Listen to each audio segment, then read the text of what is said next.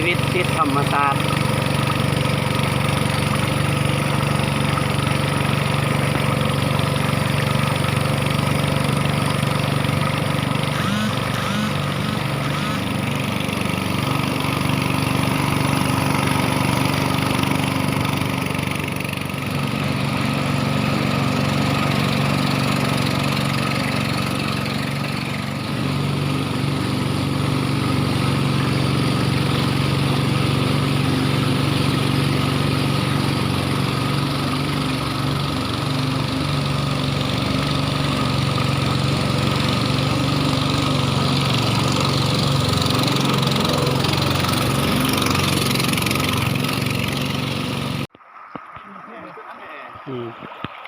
ชุดฮัน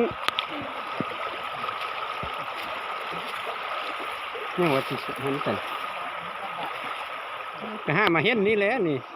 คือตั้มว่าได้นี่นะเคยได้มาก็มีแต่ระยะสั้นๆเนาะคนเดินเราให้ตั้มว่าน้ำนองก็คือว่าใส่ตลอดปีเลยดีเข้าให้นำเลยไม่รู้กันเลย เดินไปซื่อๆนะครับ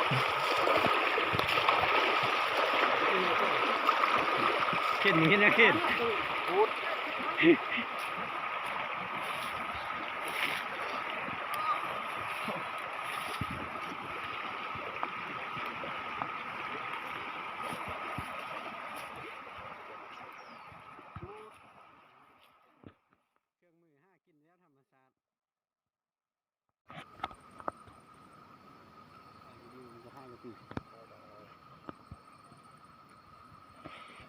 ี่ชูต้นชูขวดเดี๋ยวพ่อเพื่อนไปตื้อไม่เห็นตอนขวบอะไร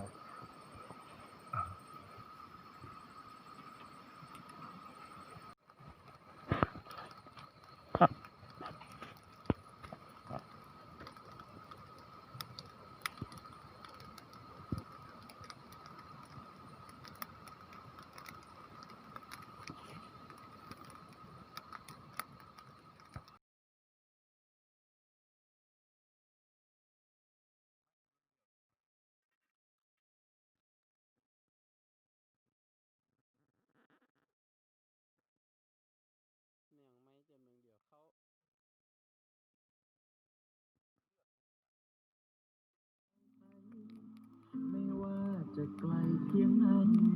สู้ต่อไปด้วยใจกล้า หอนนั่นเนาะไม่มีสิทธิ์ท้อไม่มีวันท้อ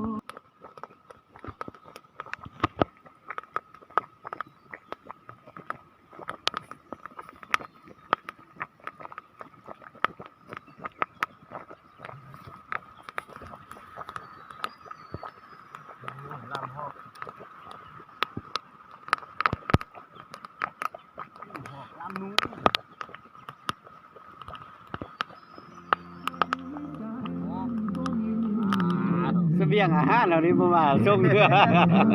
โตแล้วที่บอกเฮ้ยจนมาได้เงี้ยงหม้อซะทำเป็นแน่นี่ส่งกำลังครับเราไม่ใช่นะแม่ผสมมาท่านแม่เสบียงอาหารกำลังเห็นอันแนวมาปิ้งปูปิ้งปลาเนาะเมียหลวงหัวใจหัวน้ำ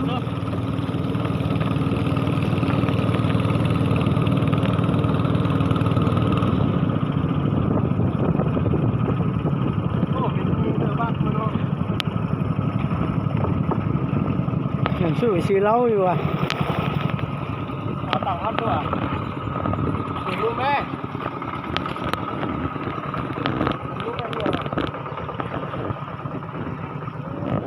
เดี๋ยวลูกแม่ลูกคนจะอะไรใจคนนี้ได้ไง